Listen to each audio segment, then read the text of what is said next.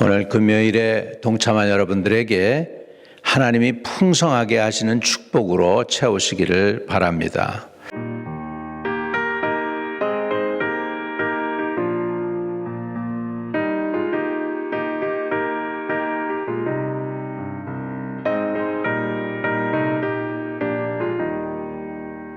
은혜가 풍성한 하나님을 믿는 자 한 사람 어제도 오늘도 언제든지 편찮고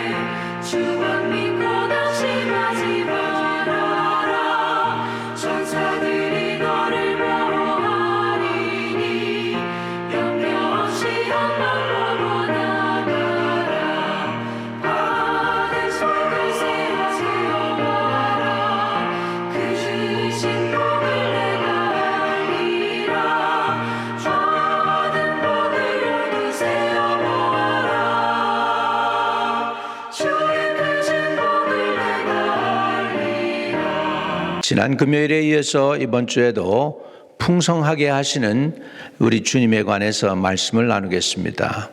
요한복음 10장 10절입니다. 도적이 오는 것은 도적질하고 죽이고 멸망시키려는 것뿐이요 내가 온 것은 양으로 생명을 얻게 하고 더 풍성히 얻게 하려는 것이다. 하나님 아버지 감사합니다. 오늘 말씀을 대하며 주님께 나가서 머리를 조아리며 찬양드리며 또 기도드리며 예배드리는 하나님의 백성들에게 은혜를 도와시고 부욕해 하시는 풍성한 하나님을 말씀으로만 깨닫는 게 아니라 일상의 삶 속에서 그 은혜를 누릴 수 있게 해주세요. 풍성한 삶이 저들의 삶이 되게 하시고 하나님의 이끄시는 삶이 되게 하시고 축복의 삶이 되도록 도와주시며 자신만 풍성할 뿐 아니라 이웃도 풍성하게 하는 우리 성도들로 세워주세요. 예수님의 이름으로 축복하고 기도합니다. 아멘. 여러분, 하나님은 우리를 풍성하게 하십니다. 또 넘치는 은혜로 저와 여러분을 여기까지 오게 해 주셨습니다. 저는 오늘 주신 말씀, 주님이 오신 것은 양으로 생명을 얻게 하고 더 풍성히 얻게 하려는 것이다라는 말씀 통하여 오늘도 풍성케 하시는 예수님이라는 제목으로 나누게 되겠습니다. 여러분, 풍성한 삶이 정상적인 삶입니다. 풍성하지 못한 것이 이상한 삶이고요, 왜곡된 삶입니다. 우리 하나님은 가장 부유하고 아름다우신 분이시며 그 풍성함과 부유함을 천지창조를 통해서 우리에게 보여주십니다. 장미, 진달래꽃, 철쭉, 백합, 목련은 아름답게 피어납니다. 또 과일나무, 사과도 그렇고 복숭아도 그렇고 열매를 맺습니다. 강에는 물이 흘러 넘칩니다. 새는 힘차게 날아가고 또 결혼한 가족은 풍성한 가정으로 또 살아갈 수 있게 하나님께서 축복하시는 것입니다. 이런 부유함을 저와 여러분이 누리게 되시기를 바랍니다. 그러나 우리 현실은 풍성함과 좀 거리가 먼 것 같습니다. 미국에서 사는 사람들은 하나님의 부여를 좀 느끼는지는 모르겠습니다만은 한국에 있는 청년들은 삼포라는 단어가 있다고 합니다. 직장 잡는 것을 포기하고 결혼을 포기하고 자녀 낳는 것을 포기합니다. 거기다가 사포가 또 하나 있다 그럽니다. 포기하는 거 하나 더 있대요. 그건 뭐냐면 집 사는 것을 포기한다고 합니다. 이게 뭐예요? 풍성하지 않다는 것이죠. 부유하지 못하다는 것입니다. 풍성하면 가정도 이룰 수가 있고 직장도 시큐어하고 풍성하면 집도 사고 또 이렇게 결혼해서 자녀도 생산할 텐데 그렇지 못하다는 것이죠. 그러면 그것이 올바른 방법이냐? 또 그게 제대로 된 것이냐? 아니라는 것입니다. 원래는 풍성한 삶을 살아야 정상적이라는 것입니다. 그러면 우리가 풍성하게 살려면 어떻게 해야 되느냐? 오늘 본문 말씀입니다. 도적이 오는 것은 도적질하고 죽이고 멸망시키려는 것뿐이요 내가 온 것은 양으로 생명을 얻게 하고 더 풍성히 얻게 하려는 것이다 라는 것이죠. 여러분, 예수님의 첫 기적은 물로 포도주가 되게 하셨습니다. 잔치집에 포도주가 모자랐는데 부요하게 해 주셨습니다. 예수님이 가시는 곳에 모자람이 없습니다. 예수님이 가시는 곳에 죽은 나인성 과부의 아들이 일어나게 됩니다. 예수님 가신 곳에 죽은 나사로가 일어납니다. 예수님 가신 곳에 눈먼 자가 눈 떴고요. 예수님 가신 곳에 벙어리가 말을 했고 예수님 가신 곳에 문둥병자가 깨끗하게 되는 은혜를 받았습니다. 예수님은 우리를 풍성하게 하시는 분이셨습니다. 요한복음 2장 9절에서 11절에 보면 예수님의 첫 이적은 물로 포도주 되게 하신 것입니다. 잔치집을 풍성하게 하신 것입니다. 연회장은 물로 된 포도주를 맛보고 어디서 났는지 알지 못하되 물동은 하인들은 알더라. 연회장이 신랑을 불러 말하되 사람마다 먼저 좋은 포도주를 내고 취한 후에 낮은 것을 내고는 그대는 지금까지 좋은 포도주를 두었도다 하니라. 예수께서 이 처음 표적을 갈릴리 가나에서 행하여 그 영광을 나타내심에 제자들이 그를 믿으니라 그랬습니다. 여러분, 부끄러움이나 비난과 원망과 불행이 물러가고 풍성한 은혜로운 부요한 잔치집이 되었습니다. 예수님께서 왜 세상에 오셨습니까? 저와 여러분을 풍성하게 하기 위해서입니다.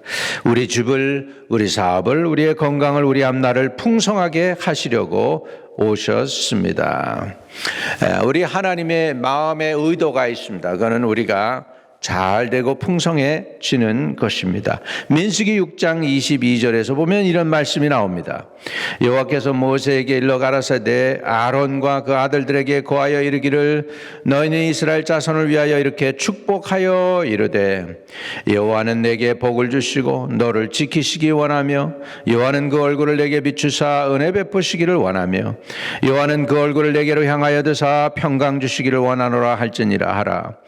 그들은 이같이 내 이름으로 이스라엘 자손에게 축복할지니 내가 그들에게 복을 주리라. 여러분, 왜 교회 예배 드리러 나오십니까? 풍성하기 위해서입니다. 복 받기 위해서입니다. 또 주의 종이 복을 빌 때 그 복이 그대로 임한다고 했습니다. 여러분에게 그런 복이 임하게 되시기를 주의 이름으로 축복합니다. 우리 마음 안에 있는 강팍함이나 교만함이나 아집이나 교활함이나 거짓됨이나 이런 것들을 제거하는 은혜가 있기를 바랍니다. 하나님의 은혜가 강하게 역사하면요, 하나님의 말씀을 읽는 가운데에도 그 영혼이 변화될 수 있습니다. 찬양 한마디에도 변화될 수 있습니다. 어떤 사람은 찬성 구절 하나 가지고 인생이 바뀌었다고 그러고요. 어떤 사람은 주의 종의 설교 한마디, 그것도 설교 전체가 아니라 성경 한 구절에 그 인생이 바뀌었다고 하는 이야기를 많이 듣습니다. 찬송가 한 곡 때문에, 말씀 하나 때문에 우리 인생이 바뀐다고 하면 우리 하나님은 메마른 우리 심령을 오늘도 하나님의 말씀을 듣는 가운데 풍성하게 하실 줄로 믿습니다. 하나님의 소원은 그 자녀들이 잘 되는 것입니다. 요한 3서 1장 2절에 보면 사랑하는 자여 내 영혼이 잘된 같이 내가 범사에 잘되고 강건하기를 간구하노라 그랬습니다. 여러분, 하나님은 참 사랑의 하나님이십니다. 참 좋으신 하나님이십니다. 하나님은 사람도 잘 되기를 원하고 계시는 것이죠. 왜? 사람이 하나님의 자녀이니까요. 자기의 형상을 입었으니까요. 우리 부모들도요, 자기 자녀가 잘 되는 거 원하시죠? 자녀 잘못되기를 원하는 부모 하나라도 있을까요? 아마 없을 거요. 마찬가지로 우리 하나님도 그 자녀가 잘 되기를 원하십니다. 하나님의 소원입니다. 그 하나님이 저와 여러분에게 말씀합니다. 마태복음 7장 7절에 구하라 그러면 너에게 주실 것이요 찾으라 그러면 찾을 것이요 문을 두드리라 그러면 너에게 열릴 것이니 구하는 이마다 얻을 것이요 찾는 이가 찾을 것이요 두드리는 이에게 열릴 것이니라. 너희 중에 누가 아들이 떡을 달라 하면 돌을 주며 생선을 달라 하면 뱀을 줄 사람이 있겠느냐? 너희가 악한 자라도 좋은 것으로 자식에게 줄 알거든 하물며 하늘에 계신 너희 아버지께서 구하는 자에게 좋은 것으로 주시지 않겠느냐. 여러분, 예수 믿으면 우리는 하나님의 자녀가 되는 것입니다. 영접하는 자고 그 이름을 믿는 자들에게는 하나님의 자녀가 되는 권세를 주셨다고 그랬습니다. 이 우주 만물을 다 풍성하게 하시고 다 만드신 그 하나님 아버지께서 우리의 하나님 아버지가 되시는 것입니다. 그 하나님은 그리고 우리가 잘 되고 복 받기를 원하십니다. 여러분, 아버지의 마음을 아는 것이 믿음입니다. 우리가 저주받고 멸망당하는 것을 원치 않습니다. 간절히 원치 않습니다. 여러분, 에스겔 18장 23절에 하나님은 이렇게 말씀합니다. 나 주 여호와가 말하노라 내가 어찌 악인이 죽는 것을 조금인들 기뻐하랴. 그가 돌이켜 그 길에서 떠나서 사는 것을 어찌 기뻐하지 아니하겠느냐. 우리를 하나님의 형상대로 지으시고 하나님의 자녀 삼으시고 복을 베풀려고 애를 쓰지만 사람들이 그 은혜를 받지 못하고 있습니다. 여러분, 얼마나 하나님이 우리에게 복을 주시길 원했는지 그리스도 예수께서 자신이 우리를 부요하게 하기 위하여 저주받은 바 되셨다라고 얘기하십니다. 성경을 보겠습니다. 갈라디아서 3장 13절에는 그리스도께서 우리를 위하여 저주받은 바 되사 율법의 저주에서 우리를 속량하셨으니 기록된 바 나무에 달린 자마다 저주 아래 있는 자라 하였습니다. 여러분, 나무에 달린 자는 저주받은 것이라.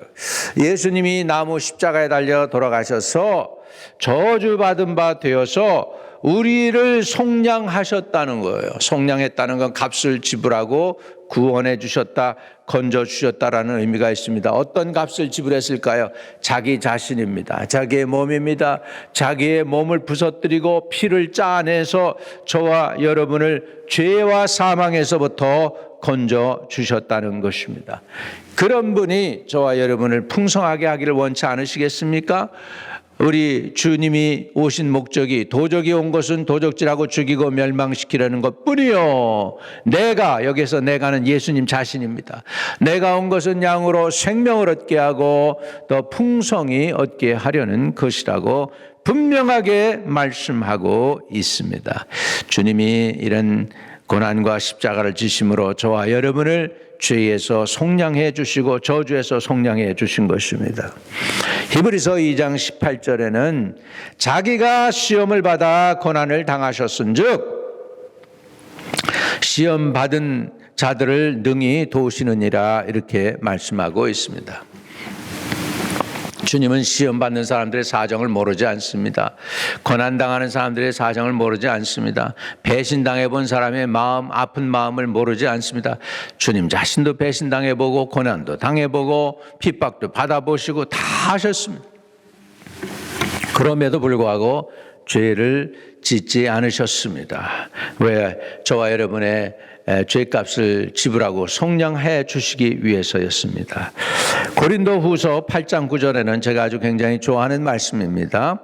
우리 주 예수 그리스도의 은혜를 너희가 알거니와 부요하신 자로서 너희를 위하여 가난하게 되심은 그의 가난함을 인하여 너희로 부요케 하려 하심이니라. 할렐루야. 주님이 가난하게 되심은 그의 가난함으로 인하여 저와 여러분이 부요하기를 위해서였다라고 성경은 아주 분명하게 말씀하고 있습니다. 하나님은 풍성하신 하나님입니다. 여러분을 부요케 하신다고 그랬습니다. 그런데 하나님이 원하는 소원하고 여러분의 현실하고는 너무나 거리가 멉니다. 오늘 그 거리를 갖다가 브릿지 더 갭해서 이 괴리가 없도록 해 주는 것이 하나님의 말씀이고 하나님의 능력인 줄로 믿습니다. 이것조차도 확실하지가 않다면 한 구절 더 읽어드리면 베드로 전서 2장 24절에 친히 나무에 달려 그의 몸으로 우리 죄를 담당하셨으니 이는 우리로 죄에 대하여 죽고 의에 대하여 살게 하심이라. 저가 채찍에 맞음으로 너희는 나음을 얻었나니. 여러분, 그렇습니다. 우리는 그 은혜로 구원받습니다. 그의 죽으심으로 생명을 얻었고요, 질병에서 건강으로, 저주에서 축복으로, 마귀의 자녀에서 하나님의 자녀로, 슬픔에서 기쁨으로, 절망에서 소망으로, 가난에서 부요함으로, 불행에서 행복으로, 죄에서 의로움으로, 악에서 선으로 나오게 된 것입니다. 이런 일들은 인간의 힘으로는 불가능한 것입니다. 이 문제를 해결할 수 없었습니다. 오직 예수 그리스도로, 그의 공로로, 주님의 십자가 죽으심과 부활로, 그로 말미암아 값없이 얻은 은혜입니다. 여러분, 많은 사람들이 그런데 답답한 거는요, 풍성한 삶이 세상과 또 세상 따라 살면 오는 걸로 착각을 합니다. 많은 사람들이 그래요. 복음을 떠나고 예수를 떠난 사람들이 많습니다. 그래서 세상을 사랑하고 세상을 가까이 하고 세상의 것을 얻으려고 적극적으로 노력을 하고 있습니다. 잘못된 겁니다. 사도 바울이 노년에 그 글 중에서 그런 말씀이 나옵니다. 대만은 세상을 사랑하여라고 그래서 딴 데로 갔다 이런 그 안타까운 메시지를 전하는 것을 볼 수 있습니다. 세상을 사랑하는 여인들은 성경에 보니까 간음하는 여인들이요 세상과 벗됨이 하나님과 원수됨을 알지 못하느냐 이렇게 이야기하고 있습니다. 여러분 세상 따라가면 부요해질 것 같지요? 아닙니다. 그 정반대라는 걸 우리가 알아야 됩니다. 이렇게 세상 따라가면 잘 되고 행복할 거라고 하는 그 말은 마귀의 유혹입니다. 사단의 유혹입니다. 결국은 세상 따라가면 세상 것도 얻지 못하고 아름답고 영광스러운 삶은 저주와 비극과 실패와 불행과 자살과 관한과 부끄러움과 멸망으로 끝난다는 것을 알아야 합니다. 요한 1서 2장 15절에서 17절입니다. 이 세상이나 세상에 있는 것들을 사랑하지 말라. 누구든지 세상을 사랑하면 아버지의 사랑이 그 속에 있지 아니하니 이는 세상에 있는 모든 것이 육신의 정욕과 안목의 정욕과 이생의 자랑이니 다 아버지께로 쫓아온 것이 아니요 세상으로 쫓아온 것이라. 이 세상도 그 정욕도 지나가되 오직 하나님의 뜻을 행하는 이는 영원히 거하느니라 말씀했습니다. 여러분 사람들이 술을 먹기 위해서 얼마나 많은 시간, 돈, 마음, 몸을 갖다 바치고 있는지 몰라요. 밤낮으로 먹고 빚내서 먹고 취하도록 먹고 정신없이 먹고 밤새워 먹는 것입니다. 도박에 인생을 걸고서 수십 년 동안 돈, 시간, 마음, 젊음, 건강 다 바쳐보지만 얻는 게 무엇입니까? 빈털털이 아닙니까? 예수님이 말씀하셨습니다. 세상은 도적이다. 세상을 사랑하는 자는 다 빼앗긴다고요. 세상에서 모든 것을 다 빼앗기고도 스스로 빠져나올 수가 없습니다. 여러분 노름하는 사람들에 대해서 캠브리지 대학 연구팀이 연구한 결과 아무리 끊고 싶어도 쉽게 끊어질 수 없는 것이 도박인데 그 강력한 중독성은 두뇌 반응 때문이랍니다. 우리 두뇌는 도박에서 지더라도 이길 때와 같은 긍정적인 반응을 보인대요. 착각하는 거죠. 그래서 술에서 못 빠져나오고 감옥에 갔다 오도 다시 범죄를 저지르고 사기치고 강도하고 소매치기하고 성범죄하고 가정불화가 벗어날 수가 없습니다. 예수 떠난 인생의 삶이 어찌 행복하리요. 예수님 떠나면 불행이 찾아옵니다. 멸망이 찾아옵니다. 두려운 것들이 생깁니다. 그러나 만왕의 왕 예수 그리스도를 주인으로 모시면 여러분 풍성한 삶을 얻게 되는 것입니다. 여러분 세상은 도적입니다. 도적에 온 것은 멸망시키고 죽이는 것입니다. 도적질하는 것입니다. 그러나 예수님, 주님이 오신 것은 양으로 생명을 얻게 하고 더 풍성히 얻게 하기 위해서입니다.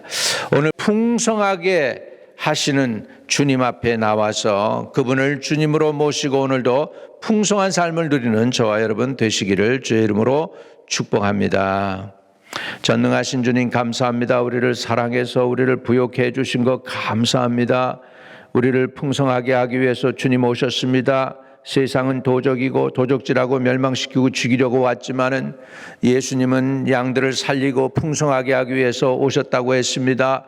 우리를 풍성하게 하시는 주님을 부여잡고 좌로나 우로나 치우치지 않고 주님 중심으로 말씀 중심으로 교회 중심으로 하나님 중심으로 살아서 주님이 베푸시는 부요한 삶을 누리는 거룩한 하나님의 백성들이 다 되게 해 주시옵소서.